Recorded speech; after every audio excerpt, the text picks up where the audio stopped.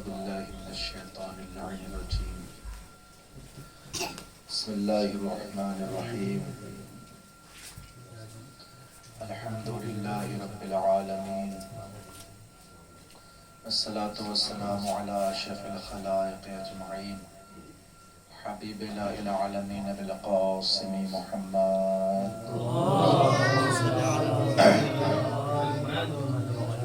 وعلى آل بيته الطيبين الطاهرين المعصومين،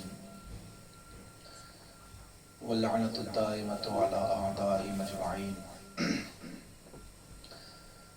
من الآن إلى صباح يوم الدين. أما بعد فقد قال رسول الله صلى الله عليه وآله وسلم: بسم الله الرحمن الرحيم. أنا مدينة العلم وعلي بابها. صلوا على محمد وآل محمد.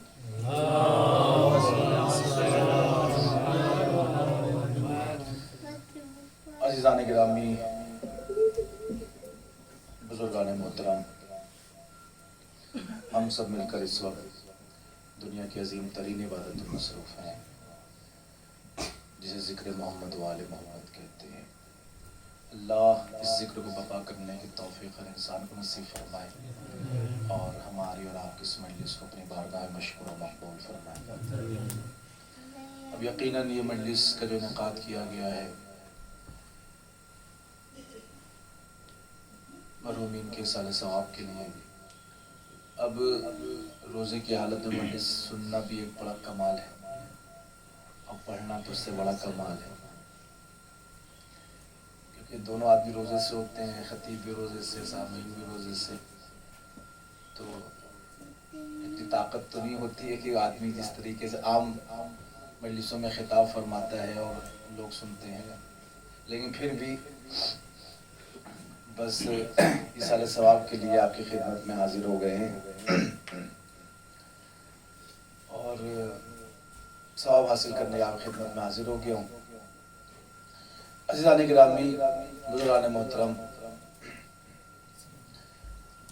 میں نے جس حدیث شریفہ کی تلاوت کا شرف حاصل کیا، اس میں اللہ کا نبی ارشاد فرماتا ہے: انا مدینۃ العلم وعلی بابها، میں علم کا شہر ہوں اور علی اس کے دروازہ ہے۔ عزیزان گرامی، بزرگان محترم، بس افطار سے 5-10 منٹ پہلے میں انشاءاللہ ختم کر دوں گا، اور تاخیر نہیں ہوگی۔ بس جتنی جلدی ہو سکے آپ کی خدمت میں کچھ مولا کے فضائل عرض کر دوں، بغیر تمہید کے بس بات شروع کر رہا ہوں۔ عزیزان گرامی، عام طور پہ یہ سوال ہوتا ہے کہ جب ہم علی کے شیعہ منبر پر، اب چونکہ مولا کی ابھی شہادت گزری ہے تو اسی حوالے سے کچھ باتیں عرض کرنی ہے، ان کے فضائل کے حوالے سے، کہ جب ہم یعنی علی کے شیعہ جب منبر پہ فضائل مولا کائنات بیان کرتے ہیں اور مولا کی فضیلت بیان کرتے ہیں، اور جب وہ غیر ہماری اس فضیلت کو سنتے ہیں کہ ہم مولا کی فضیلت بیان کر رہے ہیں، تو وہ کہنے یہ لگتے ہیں کہ ان شیعوں کو پتہ نہیں کیا ہو گیا ہے کہ جب یہ علی کی فضیلت بیان کرتے ہیں تو علی کو نبی سے بڑھا دیتے ہیں، علی کو نبی سے بڑھا دیتے ہیں، اور جب ہم علی کا علم بیان کرتے ہیں تو کہتے ہیں آپ تو علی کا علم اتنا بیان کریں، اتنا تو ہمارے نبی کے پاس بھی علم نہیں ہے، اور جب ہم علی کا زہد بیان کرتے ہیں تو کہتے ہیں آپ کو تو علی کو اتنا بڑا زاہد ثابت کرے، اتنا بڑے زاہد تو ہمارے نبی بھی نہیں تھے، جب علی کی ہم ہیبت کو بیان کرتے ہیں تو کہتے ہیں اتنی مہیب شخصیت تو ہمارے نبی کی بھی نہیں تھی جتنی مہیب شخصیت آپ بیان کر رہے ہیں علی کے سلسلے سے۔ اسی طریقے سے اگر ہم جتنی بھی چیزیں، جتنے بھی فضائل حمیدہ مولا کائنات کے جو بیان کرتے ہیں تو ان کا یہی اعتراض ہوتا ہے کہ آپ تو بڑھ چڑھ کے بیان فرما رہے ہیں، اتنے تو فضائل ہمارے نبی کے بھی نہیں ہیں۔ میں نے کہا بھائی مسئلہ ہمارے اندر نہیں ہے، مسئلہ آپ کے اندر ہے۔ مولانا قائم صاحب توجہ فرمائیے گا، مسئلہ آپ کے اندر ہے، مسئلہ ہمارے اندر نہیں ہے، کیونکہ تم نبی سنتے ہو اپنے مولویوں سے، علی سنتے ہو ہم سے۔ تم نبی سنتے ہو اپنے مولویوں سے، علی سنتے ہو ہم سے. اب جب تمہارا مولوی منبر پہ جا کر کے علم نبی کے حوالے سے یہ باتیں کرتا ہے کہ علمہ شدید القویٰ، علماء کرام تشریف فرمائیں، علامہ فعل ماضی ہے، ہو کی ضمیر پلٹ رہی، نبی کی طرف شدید فاعل ہے علامہ کا. اب اس کا ترجمہ کیا ہوگا؟ علمہ شدید القویٰ، کہ اس نبی کو تعلیم دی ہے ایک طاقتور نے. اب یہ اپنے مجلسوں میں کہتے ہیں یہاں شدید سے مراد جناب جبریل علیہ السلام ہے، یعنی اس نبی کو تعلیم دی ہے جناب جبرائیل نے. اب جب یعنی آیت کے پس منظر مفہوم کیا نکلا کہ آپ کے نزدیک جناب جبریل معلم نبی ہیں، علمہ شدید القویٰ. آپ کے نزدیک اس آیت کی روشنی میں جو تفسیر آپ نے بیان فرمائی ہے اس کے ذیل میں، اس کے حوالے سے، اس کے اعتبار سے آپ کے نزدیک جناب جبریل معلم نبی ہیں. اب جب تم مجلسوں میں یہ کہہ دو گے اور سامعین کے ذہن میں یہ بات بیٹھا دو گے اور راسخ کر دو گے کہ جبریل معلم نبی ہیں، اب وہی سامع جب شیعوں کی مجلس میں آئے گا اور جس کے ذہن میں یہ بات ہوگی کہ جناب جبریل معلم نبی ہیں، اب جب وہی سامع شیعہ خطیب کی زبان سے یہ سنے گا کہ جبریل شاگرد علی ہے، اور نہیں کیا جبریل شاگرد علی ہے، تو وہ کیسے سوچے گا کہ بھائی ہم تو یہ سنتے چلے آ رہے ہیں کہ جبریل معلم نبی ہیں اور آپ کے خطیب یہ کہہ رہے ہیں کہ جبریل شاگرد علی ہے، علی کے شاگرد ہے. تو کب مولا جہاں پہ جبریل کو ہم معلم سمجھ رہے تھے وہاں جبریل تو نبی کے شاگرد تو دور کی بات علی کے شاگرد نظر آئے ہیں، اور مولا کائنات تو جناب جبریل کے بھی استاد نظر آئے. تو ہم نے کہا بھائی یہ روایت وہ روایت ہے کہ جس روایت میں یہ بیان کیا گیا ہے کہ مولا کائنات معلم جبرائیل ہیں، جبریل کو تعلیم دی ہے. اور ہمارا بھائی ہمارے زاہد صاحب کے جو چھوٹے سے بیٹے ہیں انہوں نے بھی کہا، ابھی جو نعرہ لگا رہے تھے اس میں نعرہ ہم لوگ یہ بھی لگاتے ہیں کہ جبریل کا ٹیچر علی علی، بھائی جبریل کے معلم علی علی. اب سوال یہ ہے کہ اس جو جبریل کے معلم جبریل کے ٹیچر علی علی ہیں تو اس کے پیچھے حقیقت کیا ہے، واقعہ کیا ہے، روایت کیا ہے؟ عزیزان گرامی اس روایت کو علماء نے لکھا کہ کس طریقے سے مولا کائنات علیہ السلام جبریل کے معلم ہے، جبریل کے ٹیچر ہے، علماء نے لکھا. اب میں وہ روایت پڑھ رہا ہوں، بس تبرکاً عرض کر رہا ہوں، سب کو روایت پتہ ہے اس آیت کے اس حدیث کے ذیل میں کہ میرے مولا کائنات معلم جبرائیل ہے. علماء نے لکھا کہ بزم صحابہ سجی ہوئی تھی، اللہ کے نبی تشریف فرما تھے اور صحابہ کے درمیان جناب جبریل بھی تشریف فرما تھے. جب یہ سارے صلوات پڑھتے محمد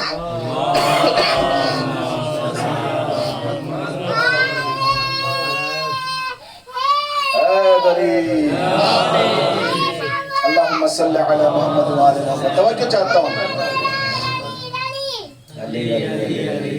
توجہ چاہتا ہوں عزیزان گرامی، یعنی بزم صحابہ ہے، اللہ کا نبی موجود ہے، اور خصوصیت یہ ہے اس بزم کی کہ اس میں جناب جبریل بھی موجود ہیں، جناب جبریل بھی موجود ہے، سید الملائکہ بھی موجود ہیں. روایت میں ملتا ہے کہ ایک مرتبہ روایت کا جملہ ہے کہ مولا کائنات اس بزم صحابہ میں تشریف لائے. جیسے ہی بزم صحابہ میں تشریف آئے، روایت کا جملہ ہے کہ جناب جبریل احترام مولا کائنات میں اپنی جگہ سے کھڑے ہو گئے.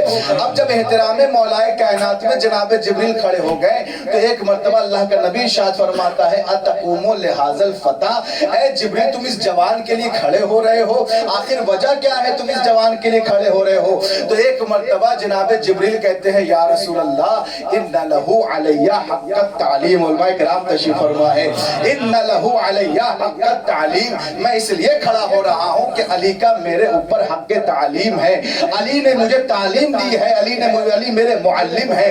تو ایک مرتبہ اللہ کے نبی فرماتے ہیں، اب دیکھیں اللہ کے نبی کو ایسا نہیں کہ پتہ نہیں تھا، وہ نبی جو ہونے کو ہونے سے پہلے جانتا ہو، وہ نبی جو ہونے کو ہونے سے پہلے جانتا ہو. کیا اس نبی کو نہیں پتا کہ مولا کائنات معلم جبریل ہے؟ سب کو پتا تھا، مولا نبی کو پتا تھا، لیکن صحابہ کو بتانے کے لیے کس طریقے سے علی معلم جبریل ہے. ایک مرتبہ جناب جبریل کہتے ہیں کہ میں بتاؤں علی نے کب مجھے تعلیم دی؟ تو ایک مرتبہ جناب جبریل کہتے ہیں کہ لما خلقنی اللہ عز وجل، کہ جب اللہ نے مجھے خلق فرمایا اور خلق فرمانے کے بعد مجھ سے سوال کیا کہ من انتا و من انا، اے تم بتاؤ کہ تم کون ہو اور میں کون ہوں؟ تو یا رسول اللہ فتحیرت فی الجواب، میں جواب نہ دے سکا، مجھ سے جواب نہ بن پایا کہ میں کیا بتاؤں کہ میں کون ہوں اور یہ پروردگار کون ہے۔ تو کہتے ہیں فوراً مولا کائنات کا نور تمام انوار سے باہر آ کر کے باہر آیا، اور آنے کے بعد مجھے تعلیم دی، اور تعلیم دینے کے بعد فرمایا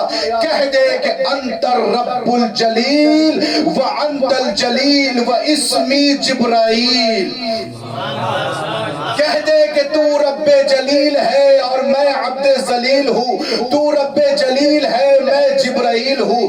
اس طریقے سے مولا کائنات نے پہلے مرحلے میں مجھے بتایا کہ میرا نام جبرائیل ہے، اور جس سے تو مخاطب ہو رہا ہے وہ کوئی اور ذات نہیں، پروردگار عالم کی ذات ہے۔ تو اس طریقے سے مولا کائنات نے مجھے توحید کا درس دیا، معرفت الہی کا درس دیا، اور بتایا کہ میں عبد ہوں اور وہ میرا پروردگار ہے۔ تو اس طریقے سے مولا کائنات میرے معلم بنے۔ تو اس روایت کی روشنی میں میں جملہ کہنا چاہتا ہوں، عزیزان گرامی، جن شیعوں کی شریعت میں جناب جبریل شاگرد علی ہو، ان شیعوں کی شریعت میں جبریل استاد نبی نہیں ہو سکتا۔ صلوات پڑھ دے محمد و آل محمد کی ذات پر۔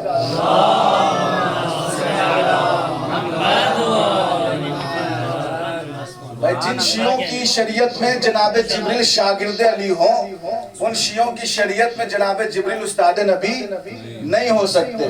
اب جو میں بات پڑھ رہا ہوں، میں نے یہ بات مدرسہ اللہ علیہ وسلم میں بھی 1-2 دن پہلے پڑھی تھی، مولانا قائم صاحب وہاں تشریف فرماتے ہیں، ان کی بات ہی پرانی ہوگی، لیکن بہرحال ذکر تو ذکر ہوتا ہے، ثواباً عرض کر رہا ہوں عزیزان گرامی۔ اب آپ غور کیجئے گا، آپ علم کے حوالے سے دیکھیں تو سب سے اوپر مولا کائنات نظر آتے ہیں، اور اس طریقے سے علم کے حوالے سے نظر آتے ہیں کہ معلم جبریل بھی مولا کائنات علیہ السلام ہے۔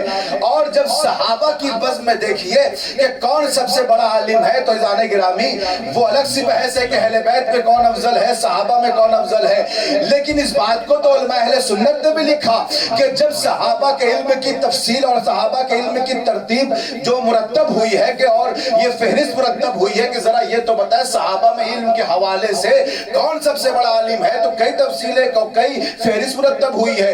ان فہرستوں میں ایک فہرست یہ بھی ہے کہ جب صحابہ کے علم کی بات آئی تو لوگوں نے جناب ابن عباس کو سب سے اوپر رکھا صحابہ کی فہرست میں۔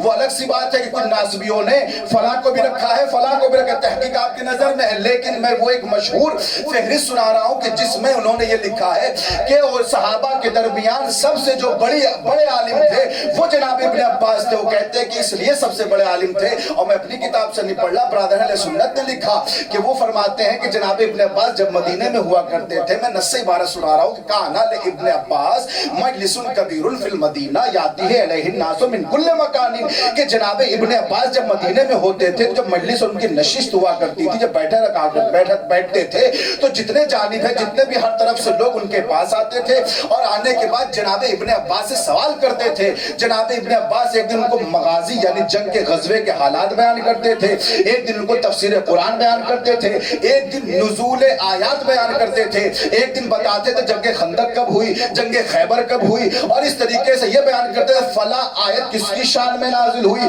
فلاں آیت کیوں نازل ہوئی۔ اس قدر جناب ابن عباس کے علم کا عالم تھا کہ خود علماء اہل سنت نے لکھا کہ جناب ابن عباس جب ہوتے تھے تو عمر وہاں پہ خاموش رہتے تھے، تو کسی نے پوچھا عمر سے کہ تم کیوں خاموش رہتے ہو، تو کہنے لگے ابن عباس کے ہوتے ہوئے کس میں مجال ہے کوئی گویا ہو سکے، کوئی گفتگو کر سکے۔ اتنے بڑے عالم، اتنی علم کی حیبت تھی، اتنی مہیب شخصیت تھے کہ کسی میں مجال نہیں تھے کہ ابن عباس کے ہوتے ہوئے کوئی جناب ابن عباس کے سامنے گفتار و کلام کر سکے۔ تو ابن عباس اس قدر عالم تھے، اس قدر پڑھے لکھے تھے کہ ایک مرتبہ لوگوں نے کہا اے ابن عباس ذرا یہ تو بتاؤ، تم مفسر قرآن ہو، تم حبر الامہ ہو، تم نے تفسیر قرآن بیان کی ہے، ذرا یہ تو بتاؤ اتنا علم جو آپ کو ملا ہے صحابہ کے درمیان تم سے بڑا کوئی عالم نہیں، تمہیں یہ علم ملا کہاں سے؟ تو آپ کو پتا ہے جناب ابن عباس کا جملہ کیا تھا؟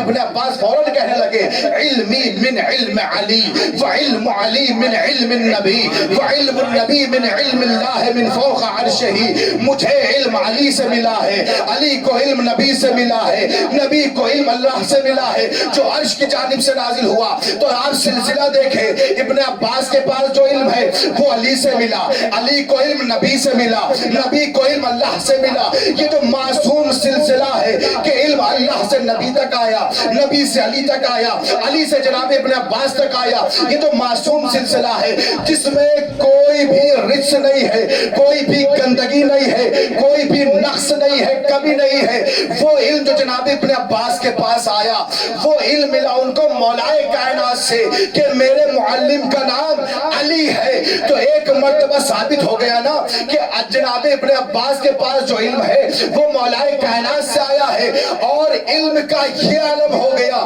کہ ابن عباس سے بڑا مفسر قرآن کوئی نہیں، ابن عباس حبر الامہ، ان سے بڑا جاننے والا کوئی نہیں۔ یہاں تک کہ لوگوں نے کہا ابن عباس تمہارا علم دیکھ کر کے ہم کو تو ایسا محسوس ہو رہا ہے کہ تم تو علی سے بھی زیادہ جاننے لگے ہو، تم تو علی سے بھی زیادہ جاننے لگے ہو۔ ذرا یہ تو بتاؤ کیا تم علی سے بھی زیادہ جاننے لگے؟ تو جملہ سنیے گا ابن عباس کا، ایک لائق شاگرد کی خصوصیت کیا ہوتی ہے اپنے شفیق استاد کے لیے ابن عباس سے سنیے گا۔ فوراً جناب ابن عباس کہتے ہیں میں کہاں اور علی کہاں؟ تم کہتے ہو میرا علم علی سے زیادہ ہو گیا، نہیں نہیں، علمی من علم علی کالقطرۃ الواحدۃ فی سبعۃ ابحر۔ ارے میں علم کا قطرہ ہوں، علی علم کا سمندر ہے۔ میں علم کا قطرہ ہوں، علی علم کا سمندر ہے۔ اے لوگو، جب تم علم کے قطرے کا مقابلہ نہیں کر سکتے تو علم کے سمندر کا مقابلہ کہاں سے؟ صلوات بر محمد و آل محمد۔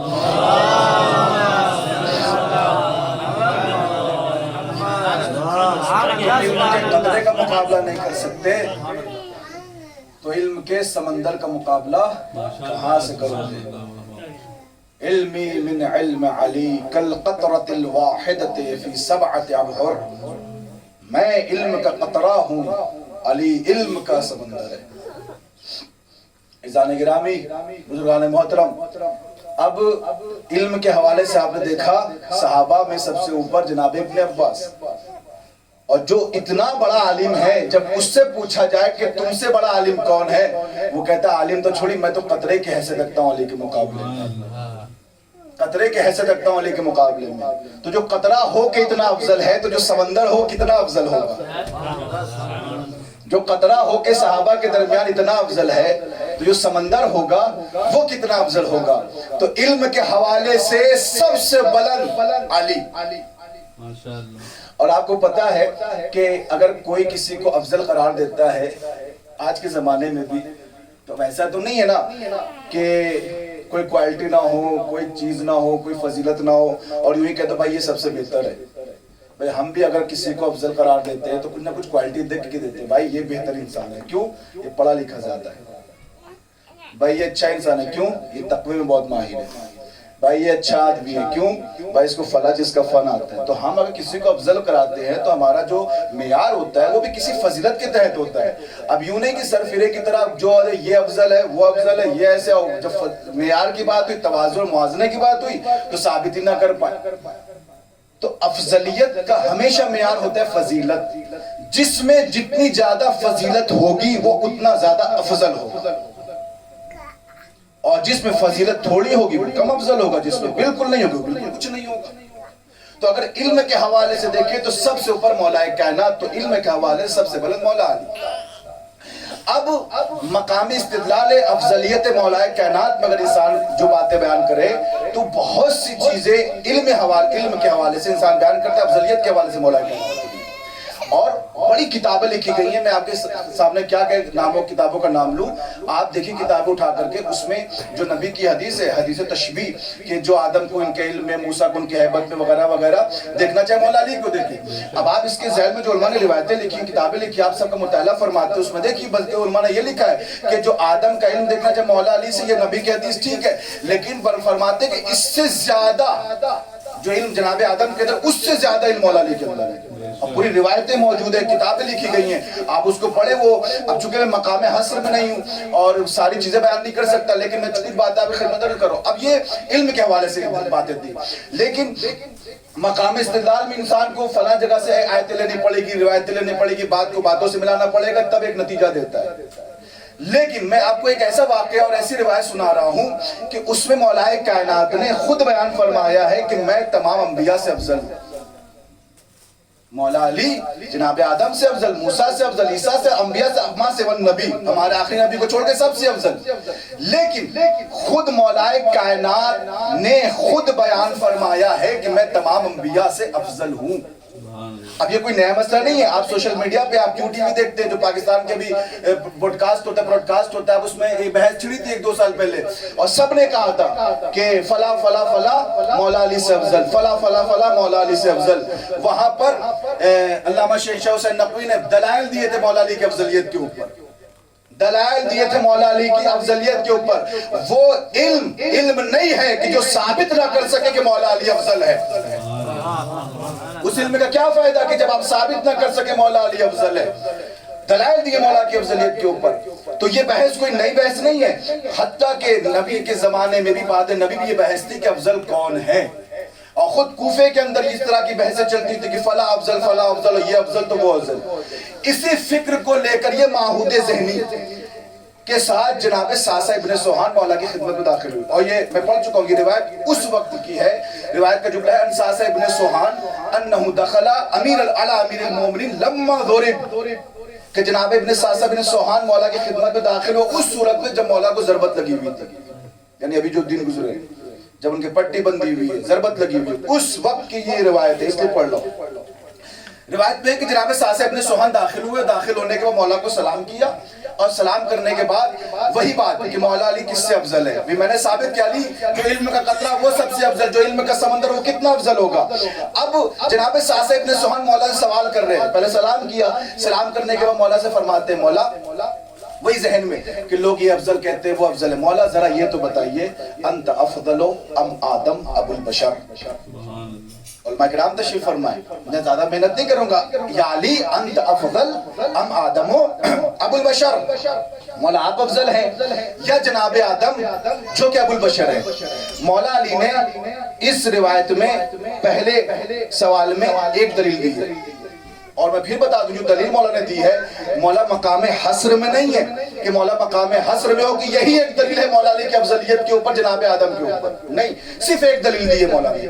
مولا بیان فرماتے ہیں انا افضل من آدم, میں جناب آدم سے افضل ہوں. اب دیکھیں علی بیان کر رہے ہیں خود اپنی زبان سے کہ میں جناب آدم سے افضل ہوں, یہ مدعا ہے, ادعا ہے, اور دلیل بھی مولا نے بیان کی کہ میں جناب آدم سے افضل ہوں. دعویٰ مولا دلیل کیا ہے اب جناب آدم سے افضل ہے, تو مولا جملہ سنیے گا. مولا فرماتے ہیں میں اس لیے جناب آدم سے افضل ہوں کہ اللہ نے جب جناب آدم سے فرمایا کہ آدم جنت میں کھاؤ پیو اچھے سے رہو, لیکن دیکھو گندم کے درخت کے قریب نہ جانا. ایسا وہ آدم تھے کہ جن کو منع کیا گیا کہ گندم کے درخت کے قریب نہ جانا, لیکن اس کے باوجود وہ گئے نہیں, انہوں نے گندم کے درخت سے گندم کو کھا لیا. وہ ساسا تھے کہ جن کو منع کیا پھر بھی گندم کھا لیا. علی اس ذات کا نام ہے, علی کو کبھی بھی گندم کھانے سے منع نہیں کیا. علی نے گندم کو چھوڑ کر جو پہ زندگی گزاری, جو کو چھوڑ کے گندم کو چھوڑ کے جو پہ زندگی گزاری. زانے گرامی یہ سارے علماء کرام تشریف فرمائے, آپ دیکھیں جو جدید سائنس ہے وہ بتائے گی کہ گندم ٹھیک ہے اپنی جگہ کھانا کبھی کبھی, لیکن جو میں اللہ نے شفا رکھی ہے, جو میں اللہ نے شفا رکھی ہے وہ کسی بھی چیز میں نہیں ہے کھانے کے اعتبار سے. اسی لیے مولا کہنا تھا گندم کو چھوڑ کے جو کے اندر رکھے وہ چیز رکھی. اسی لیے دیکھیے جو کورونا کا جب وائرس پھیلا تھا تو بہت سے لوگوں نے جو کو چھوڑا تھا اور گندم کو چھوڑا, جو کا استعمال کیا تھا. بہت سے لوگ کی امیونٹی بہت اچھی تھی, قوت مدافعت. مولا نے ہر چیز کے پیچھے ایک سبب ہوتا ہے, ریزن ہوتا ہے. مولا نے اس لیے جو کو اختیار فرمایا تھا. یہ تو ایک دلیل ہو گئی. بہرحال دوسرا سوال مولا کا, مولا انت افضل ام موسیٰ انت افضل ام نوح علیہ السلام, مولا آپ افضل ہیں کہ جناب نوح علیہ السلام. علماء کرام تشریف فرما ہے. عزیزان گرامی, مولا سے پوچھا گیا مولا آپ افضل ہیں یا جناب نوح علیہ السلام. مولا نے فرمایا انا افضل من نوح, میں جناب نوح سے افضل ہوں. کہا مولا کیسے؟ کہا اس لیے میں جناب نوح سے افضل ہوں, انا ابن نوح کانا کافرا و انا ابنی سید شباب اہل الجنہ. نوح کا بیٹا کافر تھا, میرے حسن و حسین جوانان جنت کے سردار ہیں. اللہ اکبر. نوح کا بیٹا کافر تھا, ڈوب کے مر گیا, میرے بیٹے حسن و حسین جوانان جنت کے سردار ہیں. پھر سوال بڑھا. دیکھیے جو سوال ہو رہا ہے اولو العزم نبی کے حوالے سے ہو رہا ہے. جناب موسیٰ اولو العزم نبی ہیں. اب سنیے گا جناب ابراہیم کے بارے میں. مولا انت افضل ابراہیم علیہ السلام. اس سے پہلے وہ سوال بیان کرو جناب ابراہیم کا بعد میں. مولا انت افضل ام موسیٰ علیہ السلام, مولا آپ افضل ہے یا جناب موسیٰ علیہ السلام افضل ہے؟ میرے مولا نے فرمایا انا افضل من موسیٰ, میں جناب موسیٰ سے افضل ہوں. کا مولا کیسے؟ اب دیکھیں جناب آدم سے افضلیت کی دلیل الگ ہے, جناب نوح سے افضلیت کی دلیل الگ ہے, جناب موسیٰ سے افضلیت کی دلیل الگ ہے. آپ یہ دونوں سن لیں. تیسری سنیے گا مولا آپ جناب موسیٰ سے کس طریقے سے افضل, جملہ سنیے گا مولا کا. جناب مولا فرماتے ہیں کہ اس لیے میں جناب موسیٰ سے افضل ہوں کہ اللہ نے جب جناب موسیٰ کو کہا کہ جناب موسیٰ سے فرمایا کہ جاؤ فرعون کو ہدایت کرو, اور ہدایت کرنے کے بعد نرمی سے بات کرنا, ممکن ہے کہ فرعون تمہاری بات سن کر کے وہ ہدایت حاصل کر لے. تو احساسا جانتے ہو جناب موسیٰ نے کیا کہا تھا؟ جناب موسیٰ نے ایک جملہ کہا تھا, پروردگار میں اکیلے تو نہیں جاؤں گا, میرے ساتھ میرے بھائی ہارون کو بھی بھیج دے. تو اللہ جناب احساسا جانتے ہو کیوں انہوں نے کہا تھا میرے ساتھ میرے بھائی ہارون کو بھی بھیج دے؟ کہا مولا نہیں, کہا سنو اس لیے کہا تھا کہ جناب موسیٰ نے کہا لِأَنِّي قَتَلْتُ مِنْهُمْ نَفْسًا فَأَخَافُ أَن يَقْتُلُونِ, مجھے ڈر یہ ہے میں نے فرعون کے ایک رشتہ دار کو مار دیا ہے, مجھے ڈر ہے بدلے میں کہیں فرعون مجھے نہ قتل کر دے.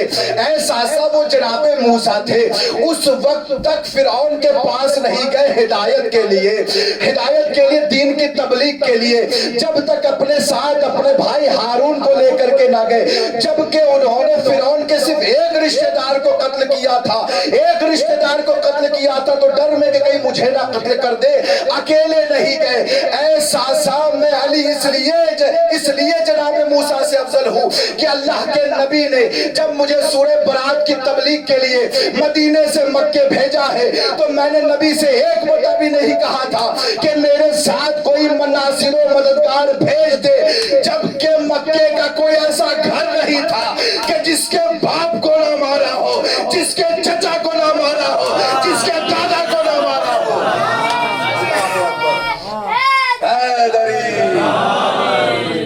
جس کے دادا کو نہ مارا ہو, جس کے چچا کو نہ مارا ہو.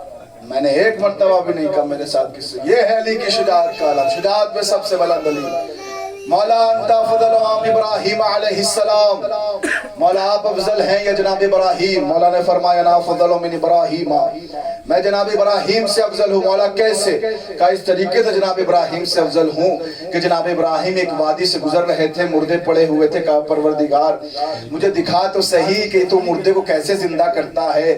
تو مولا فرماتے ساسا اللہ نے کہا اے ابراہیم کہ تمہیں ایمان نہیں, اطمینان نہیں, یقین نہیں؟ کہا اللہ اطمینان و یقین سب کچھ ہے, اگر آنکھوں کے سامنے زندہ کرتے ہوئے دکھا دے گا ایمان میں اضافہ ہو جائے گا, اطمینان میں اضافہ ہو جائے گا, یقین پہ ہوں یقین میں اور اضافہ ہو جائے گا, کیونکہ انسان جن چیزوں کو اپنی آنکھوں سے دیکھتا ہے اس پہ یقین زیادہ ہوتا ہے. پروردگار آنکھوں کے سامنے مردے کو زندہ ہوتے ہوئے دیکھ لوں گا تو ابراہیم کے یقین میں اضافہ ہو جائے گا, بڑھ جائے گا. احساسا وہ ابراہیم تھے جب تک آنکھوں کے سامنے سے پردہ ہٹا نہیں اور دیکھا نہیں تب تک یقین میں اضافہ نہیں ہوا. علی اس ذات کا نام ہے لو کشف علی الغطاء لمزددت یقینا, اگر سارے حجاب بھی ہٹا لیے جائے علی کے یقین میں اضافہ ہونے والا نہیں ہے. علی یقین کی آخری منزل پر ہے، لمزدت تو یقینا، علی کے یقین میں اضافہ ہونے والا نہیں. بس خط پہ کیا، مولا انت افضل ام عیسیٰ علیہ السلام، مولا آپ افضل ہیں یہ جناب عیسیٰ علیہ السلام. مولا نے فرمایا انا افضل من عیسیٰ علیہ السلام، میں عیسیٰ سے افضل ہوں. کہا مولا کیسے؟ کہا اس طریقے میں جناب عیسیٰ سے افضل ہوں کہ جب عیسیٰ کی ولادت کا وقت قریب آیا تو ان کی ماں کو یہ کہہ کے نکال دیا گیا، اے مریم بیت المقدس سے نکل جائیے، یہ عبادت کی جگہ ہے، ولادت کی جگہ نہیں ہے. یہ عبادت کی جگہ ہے، ولادت کی جگہ نہیں ہے. وہ مریم تھی، وہ جناب عیسیٰ تھے کہ ان کی ماں کو نکال دیا گیا کہ یہ عبادت کی جگہ ہے، ولادت کی جگہ نہیں ہے. جب میری ولادت کا وقت قریب آیا تو میری ماں کو یہ کہہ کے خانہ کعبہ کے اندر داخل کیا گیا، اے جناب فاطمہ بنت اسد، یہ گھر تو آپ ہی کا گھر ہے، یہ گھر تو آپ ہی کا گھر ہے. اس طریقے سے ان کی ماں کو نکال دیا گیا، میری ماں کو بلا دیا گیا. پھر انہوں نے سوال کیا، مولا انت افضل ام محمد صلی اللہ علیہ وآلہ وسلم. اب دیکھیں میں بیان کروں، یہ جو روایت کا جملہ ہے بعض کتابوں میں ہے، بعض کتابوں میں نہیں ہے. ممکن آپ جس کتاب میں جا کے دیکھیں یہ جملہ نہ ملے جو میں پڑھ رہا ہوں، لیکن بعض لوگوں نے اس کو لکھا ہے. تو انت افضل ہو، اب چاہے وہ جملہ لکھا ہو چاہے نہ لکھا ہو، روایت کا جز ہو یا نہ ہو، لیکن جو مولا نے سوال، جو یہ سوال کے بعد جو جواب دیا مولا نے، وہ حقیقت پہ مبنی ہے. دوسری روایت اس کی مؤیدات میں سے ہے. مولا انت افضل ام محمد صلی اللہ علیہ وآلہ وسلم، مولا آپ افضل ہیں یا آخری نبی افضل ہیں. تو وہ نبی جو، وہ علی جو کہتے رہے میں آدم سے افضل، موسیٰ سے افضل، عیسیٰ سے افضل، ابراہیم و نوح سے افضل اور عیسیٰ سے افضل. لیکن جب یہ سوال کیا گیا کہ آپ افضل ہیں یا آخری نبی افضل ہے تو فوراً مولا کائنات کی جملے زبان سے یہ جملہ نکلا، میں کیسے اپنے نبی سے، آخری نبی سے افضل ہو سکتا ہوں. سنو، انا عبد من عبید محمد، انا عبد من عبید محمد، میں محمد کے عبد میں سے ایک عبد ہوں. محمد کے عبد اور مطیع، جو لوگ مطیع ہیں محمد کے، ان میں سے میں ایک مطیع ہوں، ان کے عبد میں سے میں ایک عبد ہوں. یہ مولا کائنات علیہ السلام کی ذات ہے. بس اذان گرامی چند دقیقے آپ کی خدمت میں عرض کرنا ہے، پھر بات کو ختم کر دینا ہے. 2 دقیقے مصائب کے. اذان گرامی، بزرگان محترم، ہم لوگ جو مولا کے فضائل سن رہے ہیں، مولا کے فضائل پڑھ رہے ہیں، ابھی دیکھیے سردی کا موسم ہے اور سردی میں پیاس کم لگتی ہے اور گرمی کے موسم پیاس زیادہ لگتی ہے. اور انسان جب روزے کی حالت میں ہوتا ہے تو اسے کسی کو بھوک بہت زیادہ لگتی ہے، کسی کو پیاس زیادہ لگتی ہے. ابھی بہت سے لوگ ہوں گے کہ جن کو بھوک و پیاس دونوں لگی ہوگی، بہت سے لوگ جن کو بھوک لگی پیاس کا احساس نہیں، بہت سے لوگوں کو پیاس بھی بہت تیز لگی ہوگی. اور اذان گرامی جو میں بات عرض کرنے لگا ہوں، دیکھیے انسان بھوکا پیاسا نہ ہو، پیٹ بھرا ہو، پانی پیو، تو اس وقت میں مولا حسین کی پیاس کو ذکر کروں تو ممکن آپ اتنا توجہ نہ کر پائیں. لیکن جب پیاسے ہو کہ پیاسے کا مصائب سنیں گے تو آپ محسوس کریں گے. اور مصائب 1 گھنٹہ پڑھ لیں، 2 گھنٹہ پڑھ لیں، محسوس نہ کریں، احساس نہ کریں، آنکھوں سے آنسو نہیں نکلتے. لیکن اگر آپ چند دقیقے کیا، چند سیکنڈ اور صرف تصور کر لیں کربلا کو تو آپ رونے لگیں گے. مصائب نامی احساس کا ہے. عزیزان گرامی، مولا حسین علیہ السلام کے پیاس سے کیا عالم تھا؟ ہم پیاسے ہیں نا تو پیاسے کی مصائب سن لیں. مولا کی پیاس سے کیا عالم تھا؟ مولا کی پیاس کا یہ عالم تھا کہ مولا نے ایک جملہ کہا تھا امام سجاد سے، سجاد میرے شیعوں کو کہہ دینا، اے میرے شیعوں، شیعتی ما ان شربتم ما عذب فاذکرونی او سمعتم بے قتل او غریب فاندبونی. ابھی آپ پانی پیئیں گے تو اس جملے کو مولا کے یاد رکھیے گا، اے میرے شیعوں جب کبھی ٹھنڈا پانی پینا حسین کی پیاس کو یاد کر لینا، اور جب کسی بے گناہ مظلوم کا ذکر سننا تو مجھ پہ ہائے ہائے کر کے رونا. عزادارو، آیت اللہ سید محمد رضا شیرازی جو شہید ہو گئے ایران میں، ان کی طرف سے جملہ منسوب ہے، مجھے نہیں پتا کس کا جملہ ہے، ان سے منسوب ہو کے میں نے پڑھا. وہ فرماتے ہیں کہ جب ماہ رمضان میں پیاس لگے تو حسین کو یاد کر لینا، لیکن سامنے پانی ہو اور اس کو پینا پاؤ تو عباس کو یاد کر لینا. اجرکم اللہ، اجرکم الزہرا. عزاداروں اتنے پیاسے تھے مولا حسین. میں پیاس کے 2-3 جملے قرض کروں گا کہ جب شیعوں ٹھنڈا پانی پینا تو میری پیاس کو یاد کر لینا. اور یہی وجہ ہے کہ امام سجاد مدینے سے گزرتے تھے اور جب کسی قصاب کو دیکھتے تھے کہ وہ ذبح کر رہا ہے تو ایک جملہ کہتے تھے, کیا تو نے اس کو پانی پلایا جانور کو؟ تو کہتا ہے مولا ہم تو مسلمان ہیں نا, ہم بغیر پانی پلائے جانور کو ذبح نہیں کرتے. اس جملے کو امام سنتے تھے, کربلا کا رخ کرے کہتے تھے مولا ارے جانور کو بھی بغیر پانی پلائے ذبح نہیں کیا جاتا. اگر وہ کیسے مسلمان تھے کربلا میں جنہوں نے آپ کو بغیر پانی پلائے ذبح کر دیا. بس میں نے خبر کی مجلس. عزاداروں یہی وجہ ہے مولا حسین اتنے پیاسے تھے, اتنے پیاسے تھے. جب امام سجاد کوفے سے کربلا آئے ہیں اور آنے کے بعد قبر کو تیار کیا ہے مولا حسین کی, تو اس میں کچھ نہیں لکھا سوائے ایک جملے کے, ھذا قبر الحسین ابن علی الذی قتلوه عطشانا غریبا. ارے اس پیاسے حسین کی قبر ہے جسے پیاسا مارا گیا, جسے غربت کی حالت میں مارا گیا. وسيعلم الذين ظلموا أي منقلب ينقلبون. إنا لله وإنا إليه راجعون.